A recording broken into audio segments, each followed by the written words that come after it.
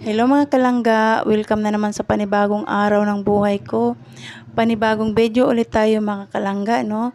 So mga kalangga, pasensya na po pala sa mga nakaraang araw or linggo na hindi po ako updated na nakapag-upload po ng aking video dahil po may inaasikaso lang po ako mga kalangga, no?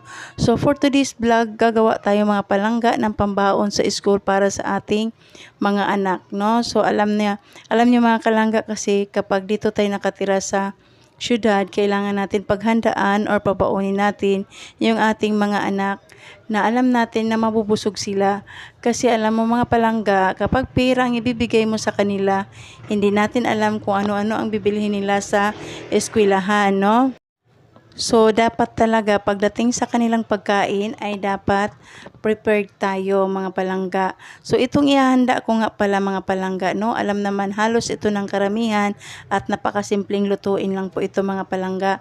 Lalong-lalo na po sa mga nanay na mahilig pong magluto. So, susundan nyo lang po yung steps ng aking ginagawa mga palangga, no? At napakasimple lang po niyan.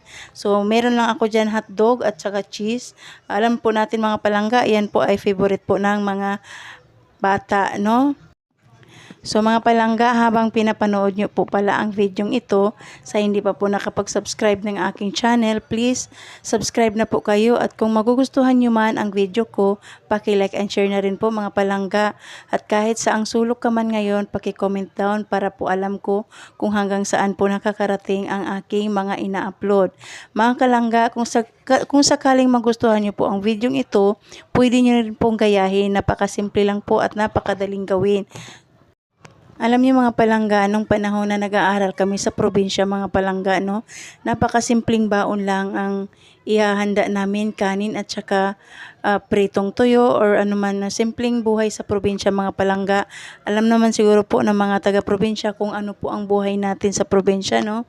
Hindi natin kailangan doon ng mga social na pagkain dahil halos naman po karamihan ng ating mga kaklase, mga classmate or yung ating mga kapitbahay ay simple lang din po ang pagkain. Kung gaanong hirap man po ang nararanasan natin noon, ay sana po hindi po maranasan ng ating mga anak mga palangga, no?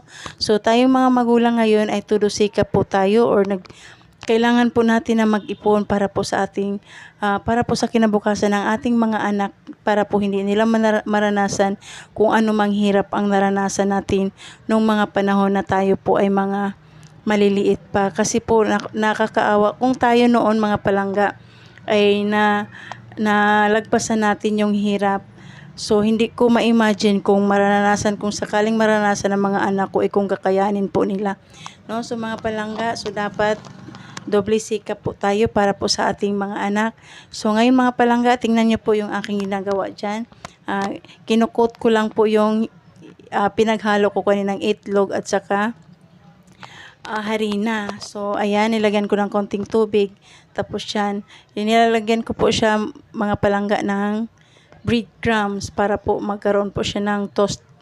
No, magto-toasted po yan siya mga palangga. Kapag pina-fried po natin mamaya-maya yan. So, ganyan lang po lahat mga palangga ang gagawin nyo o ulit-ulitin nyo lang kung ano yung ginagawa nyo sa una. Tutusukin lang po yung cheese at saka hotdog, tapos susundan na po ng isang cheese, tapos ipa-fried lang palangga, no? So, ganyan lang kasimple yan at maluluto din agad. So, hintayin na lang natin mag-light brown yan or mag-golden brown. Okay na po yan mga palangga. So, ayan po yung last batch na po.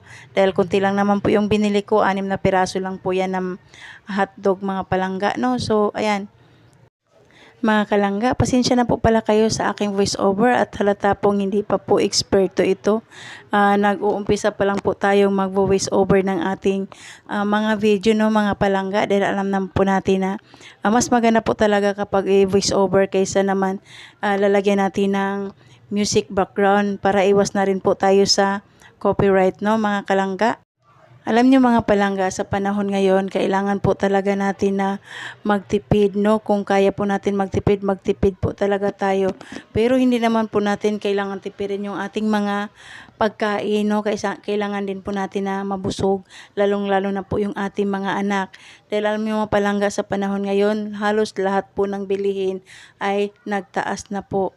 So wala na pong mababa. Lahat po ay tumataas na po ang ating mga bilihin. Mga kalangga, kung mapapansin nyo po sa aking channel ay puro po pagluluto. Dahil alam nyo mga kalangga, yun po yung aking hilig. Mga simpleng luto lang naman po mga kalangga. No? So, pagpasensyahan nyo na po kung may makita naman kayo na hindi po perfect sa paningin nyo. At yun naman po ay niluluto ko. Yun po yung aking kaalaman lang mga kalangga. No? So, pagpasensyahan nyo na. Mga kalangga, alam nyo, isi-share ko na rin po sa inyo ito, no?